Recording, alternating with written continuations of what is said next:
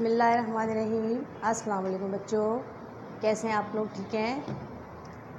Last time جو ہے ہم نے آپ کا چیپٹر نمبر 6 شروع کیا تھا، جس کا نام ہے فتح مکہ، اور اس چیپٹر میں ہم نے فتح مکہ کے اسباب کے بارے میں پڑھا تھا، اور جو سب سے بڑا سبب جو بنا فتح مکہ کا وہ بنو بکر اور قبیلہ بنو خزاعہ کے درمیان ہونے والی لڑائی تھی، جس میں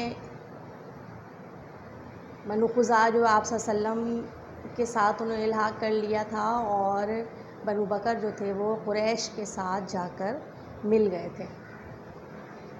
اور جب بنو بکر نے بغیر کسی وجہ کے رات کے اندھیرے میں بنو خزاعہ پر حملہ کیا، ان کے بہت سارے لوگ قتل کر دیے، تو قریش نے ان کو منع کرنے کے بجائے ان کی مدد کی۔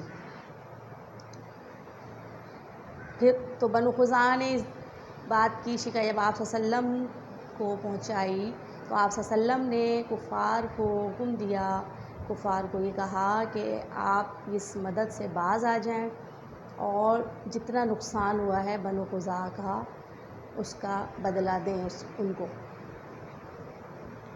جس کو ماننے سے کفار نے انکار کر دیا، قریش نے انکار کر دیا۔ لیکن بعد میں انہیں اس بات کا احساس ہوا، اور پھر انہوں نے پھر اپنا ایک وفد بھیجا آپ صلی اللہ علیہ وسلم کے پاس کہ اس معاہدے کو دوبارہ سے جو ہے جاری کیا جائے، اور اس کی میعاد بڑھا دی جائے، مدت بڑھا دی جائے۔ لیکن آپ صلی اللہ علیہ وسلم نے اس بات سے انکار کر دیا، اور انہوں نے مسلمانوں کو جنگ کی تیاری کا حکم دے دیا، اور تو اس طرح جو ہے وہ یہ حالات ایسے پیدا ہو گئے۔ تو اب جو ہے آگے کے حالات ہم ڈسکس کریں گے، جیسا کہ آپ ہیڈنگ دیکھ رہے ہیں، مسلمانوں کی مدینے سے روانگی، یعنی جب لشکر تیار ہو گیا تو اب جو ہے مسلمان لشکر جو ہے وہ مدینے کے لیے جو ہے وہ روانہ ہوگا۔ تو یہ واقعہ جو ہے روانگی کا، یہ 10 رمضان سن 8 ہجری کا ہے۔ ٹھیک ہے بچوں؟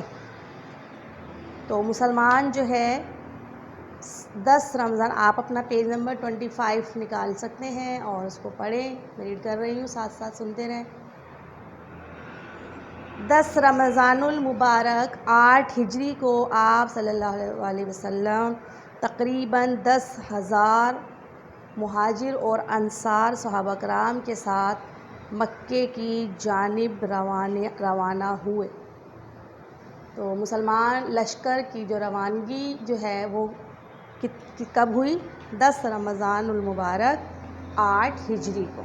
ٹھیک ہے بچوں؟ تو پہلا پوائنٹ آپ کا آ گیا۔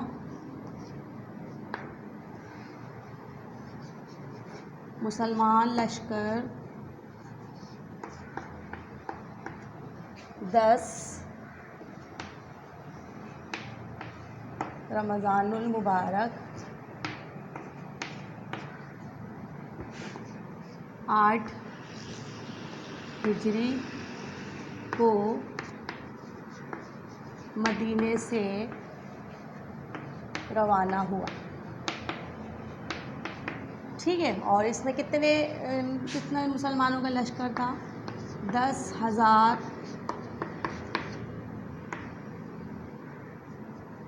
مہاجرین اور انصار صحابہ کرام اس لشکر میں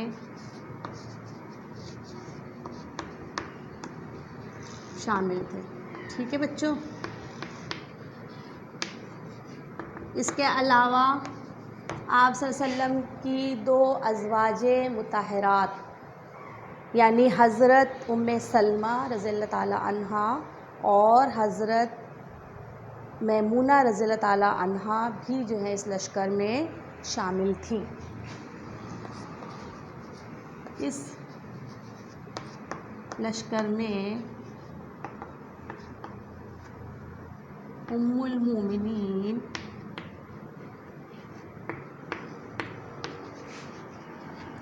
حضرت ام سلمہ رضی اللہ تعالیٰ عنہ اور حضرت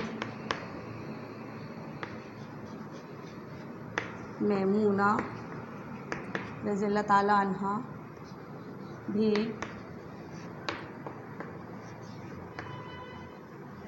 شامل تھی. ٹھیک ہے، یہ 10,000 کا لشکر تو مدینے سے روانہ ہوا تھا، لیکن مدینے سے مکہ پہنچنے تک راستے میں بہت سارے قبائل بھی جو ہے آپ صلی اللہ علیہ وسلم کے ساتھ شامل ہو گئے تھے. ٹھیک ہے، تو ایک اور پوائنٹ ہم لکھ سکتے ہیں، راستے میں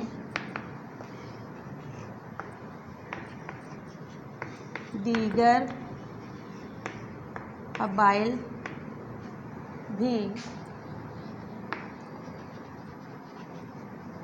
مسلمان لشکر میں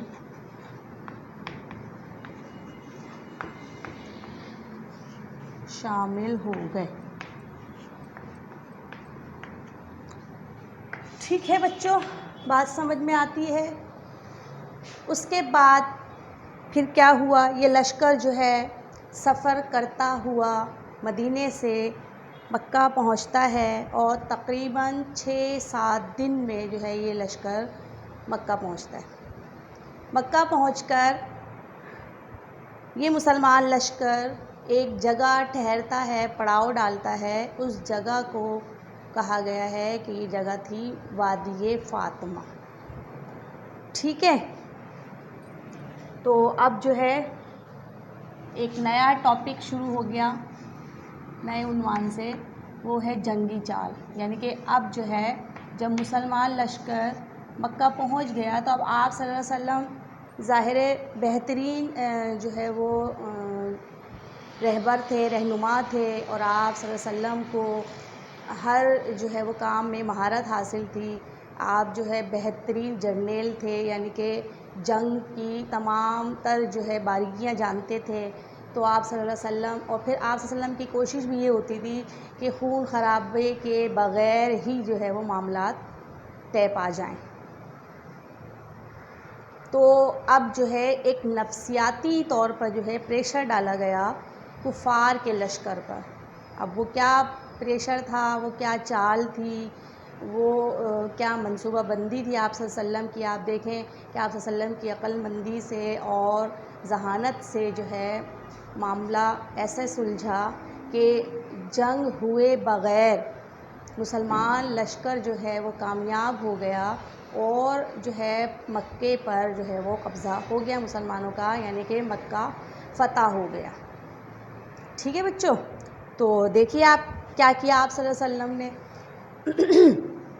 مسلمان لشکر جو ہے وہ انہوں نے 6-7 دن میں مکے کے قریب پہنچا اور وادی فاطمہ میں پڑاؤ ڈالا. ٹھیک ہے، مسلمان لشکر نے وادی فاطمہ میں پڑاؤ ڈالا، جو کہ مکے سے 10 میل کے فاصلے.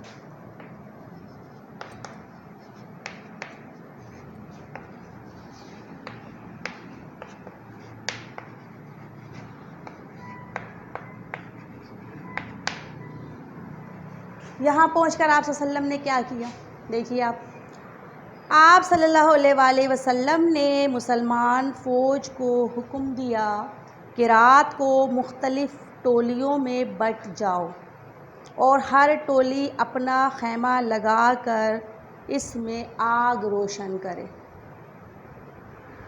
ٹھیک ہے، تو وادی فاطمہ میں پہنچ کر آپ صلی اللہ علیہ وسلم نے کیا کیا، اپنا جو لشکر تھا اسلامی لشکر فوج کا، اس کو یہ کہا کہ تمام کے تمام جو سپاہی ہیں، صحابہ ہیں، وہ اپنے اپنا ایک گروپ بنا لیں، اپنا اپنا ایک مطلب ٹولی بنا لیں، گروپ بنا لیں، اور پھر وہ اپنا خیمہ لگائیں، وہاں پر آرام کریں یقیناً. اور لیکن ایک سیاست آپ صلی اللہ علیہ وسلم نے یہ کی، مطلب اس کو کفار کو جو ہے وہ ڈرانے کے لیے، ان پر روب ڈالنے کے لیے، کہ ہر ٹولی کو یہ حکم دیا کہ اپنے خیمے کے باہر جو ہے وہ آگ جلائی جائے. ٹھیک ہے، تو یہ کیوں کیا تھا ابھی بتاتے ہیں.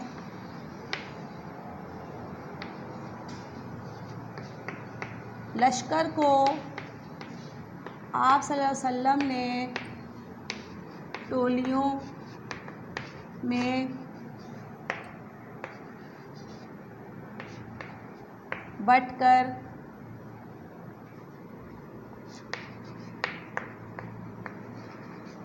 اپنا خیمہ لگانے اور خیمے کے باہر آگ روشن کرنے کا حکم دیا. جی تو کیا وجہ تھی اس کی، دیکھیں آگے.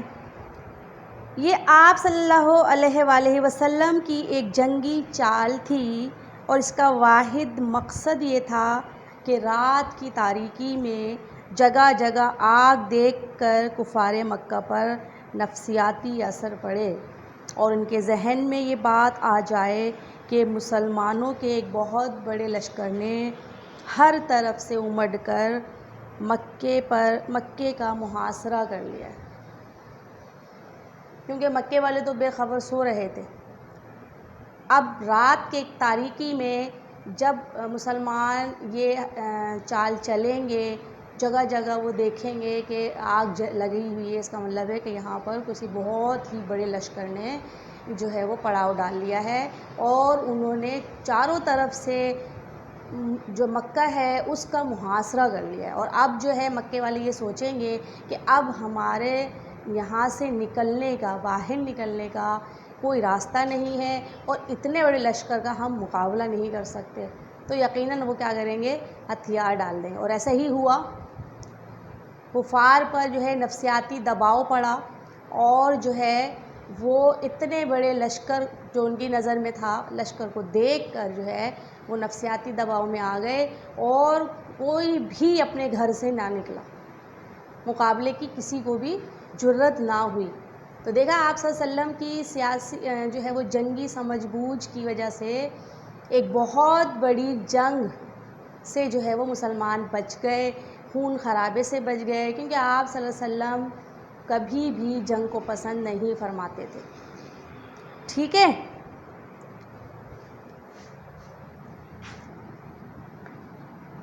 اس کا مقصد، اس کا یہ جو اوپر والا پوائنٹ ہے، کفار پر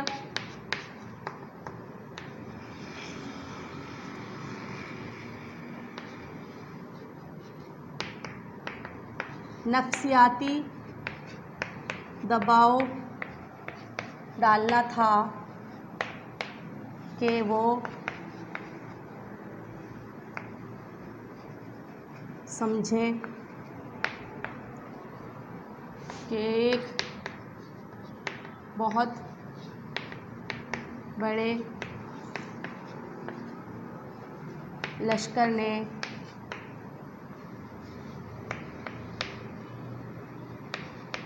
چاروں طرف سے انہیں گھیر لیا ہے. ٹھیک ہے بچوں، یہ بات سمجھ میں آ گئی آپ کو اچھی طرح سے. تو اس کے بعد پھر کیا ہوا، اور یہی ہوا. یہ جنگی چال نہایت کامیاب رہی، اور دشمن کے حوصلے پست ہو گئے، اور وہ مسلمانوں کے مقابلے کے لیے نہ نکلے. ٹھیک ہے. تو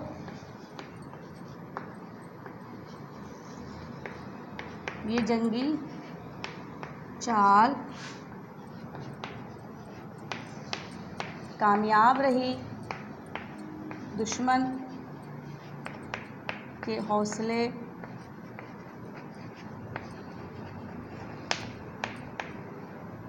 پست ہو گئے اور انہیں مقابلے کی ہمت نہ ہوئی.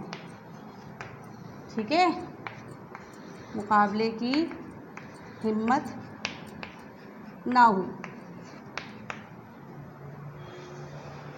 ٹھیک ہے، سمجھ میں آ گیا آپ لوگوں کو بچوں کہ کس طرح آپ صلی اللہ علیہ وسلم نے اپنی سمجھ بوجھ سے جو ہے مکے کو فتح کیا. اور اب کیا ہوا؟ اب جو ہے جب وہ کفار کا لشکر مقابلے کے لیے نہیں آیا تو یقیناً مسلمان جو ہے وہ اب بڑے آرام سے اور بڑے ہی فاتحانہ انداز میں جو ہے آپ صلی اللہ علیہ وسلم کے ساتھ مکے میں داخل ہوئے. لیکن اس سے پہلے بھی جو ہے آپ صلی اللہ علیہ وسلم نے جنگی حکمت عملی کو نظر انداز نہیں کیا اور مکے میں داخل ہونے سے پہلے آپ صلی اللہ علیہ وسلم نے جو لشکر تھا، مسلمان فوج تھی، اس کی صف بندی فرمائی، یعنی اس کی صفیں بنوائی. ٹھیک ہے، جو پیدل فوج تھی ان کی کیا کی، صف بندی کروائی، ان کی صفیں بنوائی اور ان کی حفاظت کے لیے 2 دستے مقرر کیے گئے. ایک دستے کی جو قیادت تھی وہ حضرت خالد بن ولید، یعنی جو رائٹ سائڈ پہ تھا، دائیں طرف جو تھا، یہ دائیں طرف تھا، وہ اس دستے کی جو کمان تھی یا قیادت تھی وہ حضرت خالد بن ولید کے ہاتھ میں تھی. اور جو بائیں طرف کا دستہ تھا، لیفٹ سائڈ کا، وہاں کا جو گھوڑا سوار دستہ تھا، اس کی کمان یا اس کی قیادت حضرت زبیر بن عوام کے ذمے تھی. ٹھیک ہے، سمجھ آ گئی؟ تو ابھی ہم اس پوائنٹس کو لکھنے ہیں. آپ صلی اللہ علیہ وسلم مکے میں داخل ہو رہے ہیں. اب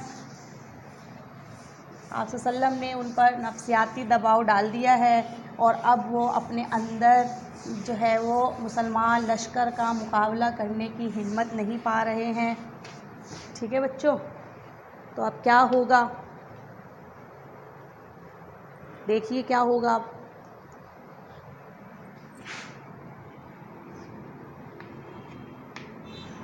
آپ صلی اللہ علیہ وسلم مکے میں، ٹھیک ہے، اب 17 رمضان 8 ہجری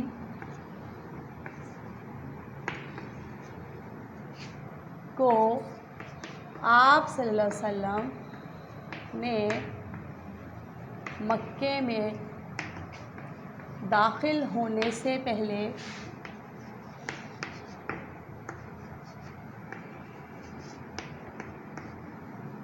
فوج کی صف بندی کی. ٹھیک ہے، اس کے بعد پیدل دستے کی حفاظت کے لیے 2 گھوڑ سوار دستے مقرر فرمائے.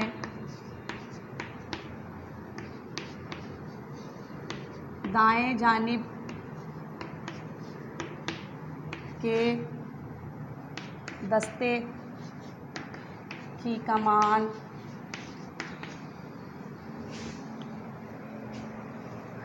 حضرت خالد بن ولید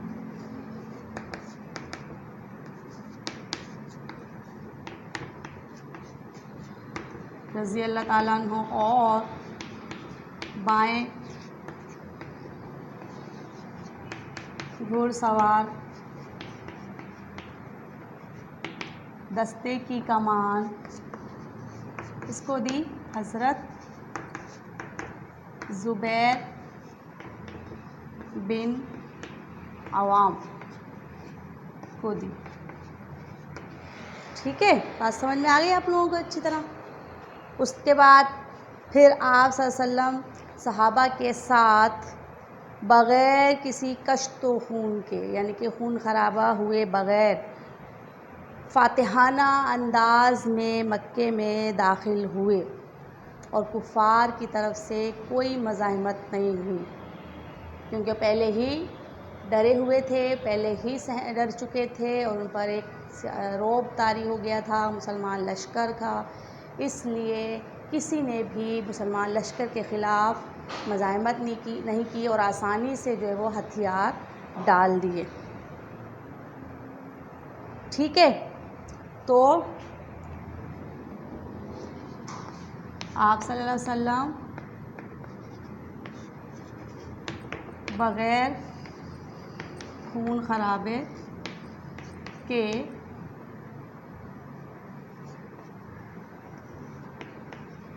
فاتحانہ انداز میں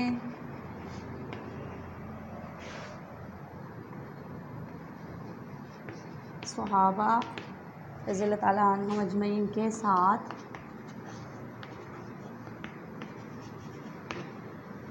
مکے میں داخل ہوئے.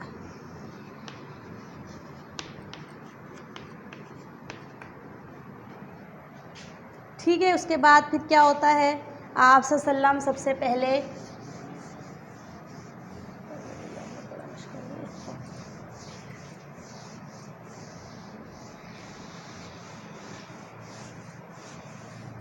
اب آپ صلی اللہ علیہ وسلم جو ہے وہ مکے میں داخل ہو گئے، تو اس کے بعد آپ سب سے پہلے جو ہے حرم کعبہ میں گئے، یعنی خانہ کعبہ میں آپ صلی اللہ علیہ وسلم تشریف لے گئے اور خانہ کعبہ کے پاس نصب کیے ہوئے بتوں کو توڑ دیا، حجر اسود کو بوسہ دیا اور بیت اللہ کا طواف کیا.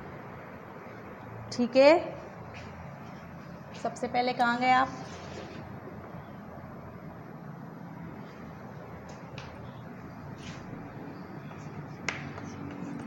آپ صلی اللہ علیہ وسلم پہلے حرم میں گئے،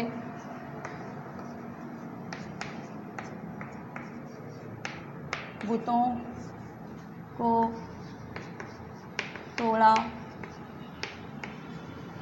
حجر اسود کو چوما یعنی بوسہ دیا اور بیت اللہ کا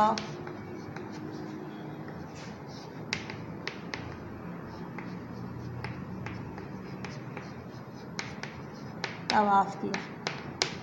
پھر آپ صلی اللہ علیہ وسلم نے خانہ کعبہ کی چابی منگوائی، خانہ کعبہ کا دروازہ کھولا اور آپ حضرت بلال رضی اللہ تعالیٰ عنہ اور اسامہ بن زید کے ساتھ خانہ کعبہ کے اندر داخل ہوئے. ٹھیک ہے، خانہ کعبہ کو کھول کر آپ صلی اللہ علیہ وسلم حضرت بلال رضی اللہ تعالیٰ عنہ اور حضرت اسامہ بن زید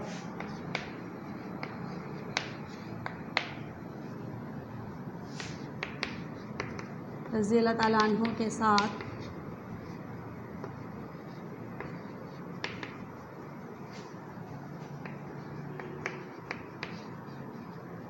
خانہ کعبہ میں داخل ہوئے. اس کے بعد خانہ کعبہ کے اندر داخل ہونے کے بعد آپ صلی اللہ علیہ وسلم نے اندر سے بتوں اور دیواروں پر حضرت ابراہیم علیہ السلام اور حضرت اسماعیل علیہ السلام کی بنائی ہوئی تصویروں سے خانہ کعبہ کو پاک کیا. ٹھیک ہے،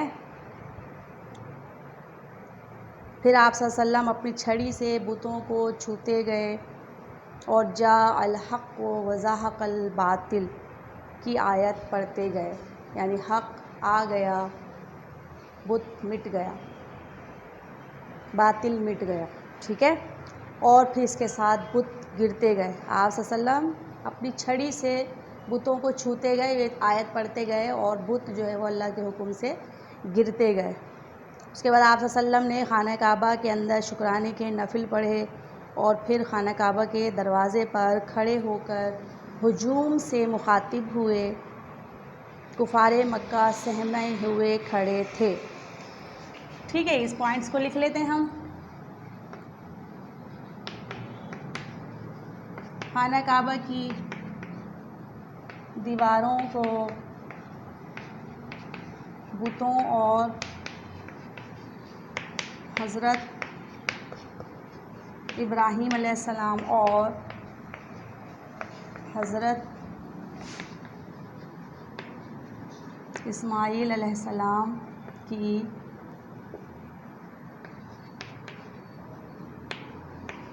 تصویروں سے پاک کیا، بتوں کو گرا دیا اور شکرانے کے نوافل ادا کیے. ٹھیک ہے بچوں، پورا پروسیس سمجھ آ گیا آپ کو کہ آپ صلی اللہ علیہ وسلم نے کس طرح جو ہے وہ خانہ کعبہ میں داخل ہو کر خانہ کعبہ کو بتوں سے پاک کیا، حضرت ابراہیم علیہ السلام اور حضرت اسماعیل علیہ السلام کی تصویروں سے پاک کیا. اور پھر آپ صلی اللہ علیہ وسلم اندر داخل ہوئے اور بتوں کو توڑ دیا اپنی چھڑی سے، اور پھر شکرانے کے نفل ادا کیے. پھر آخر میں خانہ کعبہ کے دروازے پر کھڑے ہو کر باہر کھڑے ہوئے ایک بڑے ہجوم سے مخاطب ہوئے، جو کہ یقیناً کفار کا تھا، اور وہ سب ڈرے ہوئے تھے، سہمے ہوئے تھے. کیونکہ اس سے پہلے یہی ہوتا آیا ہے کہ جب کسی لشکر نے کسی جگہ پر فتح حاصل کی، اس پر قبضہ کیا، تو وہاں کے لوگوں کے ساتھ بہت زیادہ ظلم و زیادتی کی گئی. تو اسی سوچ کے ساتھ جو ہے وہ بہت ڈرے ہوئے تھے کہ اب پتہ نہیں ہمارے ساتھ کیا سلوک ہوگا. آپ صلی اللہ علیہ وسلم نے ان سے مخاطب ہو کر کہا، میں آپ کے ساتھ کیا سلوک کرنے والا ہوں؟ تو سب نے کہا، آپ ہمارے معزز بھائی ہیں اور معزز بھائی کے بیٹے ہیں. ظاہر ہے آپ صلی اللہ علیہ وسلم انہی میں سے تھے، اسی قبیلے سے تعلق رکھتے تھے، مکے میں پیدا ہوئے. آپ صلی اللہ علیہ وسلم نے وہاں بچپن گزارا، جوانی گزاری، تو سب لوگ جانتے تھے آپ صلی اللہ علیہ وسلم کو کہ آپ صلی اللہ علیہ وسلم بہت ہی معزز شخصیت ہیں، اور ان کے والد، ان کے دادا، چچا سب معزز تھے. انہیں بھی یقین تھا کہ آپ صلی اللہ علیہ وسلم کبھی بھی ہم پر ظلم نہیں کریں گے. بہرحال آپ صلی اللہ علیہ وسلم نے فرمایا کہ میں آپ کے ساتھ وہی معاملہ کروں گا جو حضرت یوسف علیہ السلام نے اپنے بھائیوں کے ساتھ کیا تھا. جاؤ تم سب آزاد ہو، میں نے تمہیں معاف کر دیا. حضرت یوسف علیہ السلام کے بھائیوں نے بھی جب آپ کو جو ہے وہ کنویں میں پھینک دیا تھا، اور پھر آپ جو ہے وہ مختلف ہاتھوں سے ہوتے ہوئے مصر گئے، وہاں قید گزاری، لیکن پھر اللہ کے حکم سے اللہ نے آپ کو مصر کی حکومت عطا فرمائی. اور پھر بعد میں اپنے بھائیوں سے ملاقات ہوتی ہے تو آپ جو ہے وہ اپنے تمام بھائیوں کو معاف کر دیتے ہیں. تو حضرت آپ صلی اللہ علیہ وسلم نے حضرت یوسف کی ہی مثال دی کہ جس طرح حضرت یوسف نے اپنے بھائیوں کو معاف کر دیا تھا، میں بھی تمہیں معاف کرتا ہوں.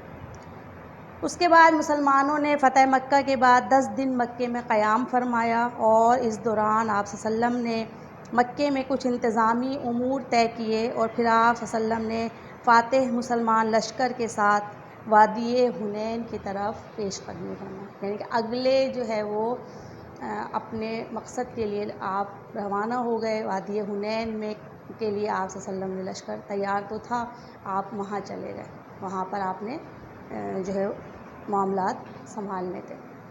ٹھیک ہے بچوں، تو یہ ہمارا آج کا ٹاپک ختم ہوا. آپ جلدی سے کاپی میں اپنا کلاس ورک اور ہوم ورک کر لیجئے.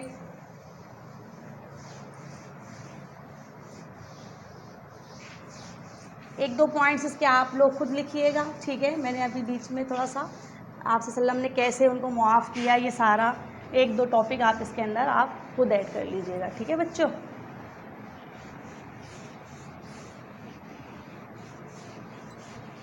اس کے بعد اب جلدی سے کلاس ورک کی طرف آ جائیے. پہلا سوال 3 خالی جگہیں پر کریں.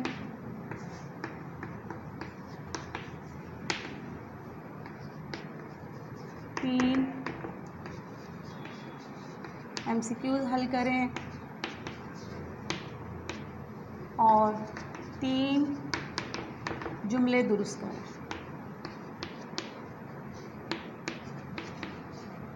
ٹھیک ہے. یہ آپ کا کلاس ورک ہے. ویڈیو کو روکیں اور کلاس ورک کیجئے اور پھر اس کے بعد ہوم ورک لکھیے. ہوم ورک ہے آپ کا آپ کی بک کا کوشچن نمبر 6 7 اور 8. ٹھیک ہے. کوشچن نمبر 6 7 اور 8 یہ آپ نے کرنا ہے. ٹھیک ہے. تو آپ کا ہوم ورک ہے ایکسرسائز کا سوال نمبر 6 7 اور 8.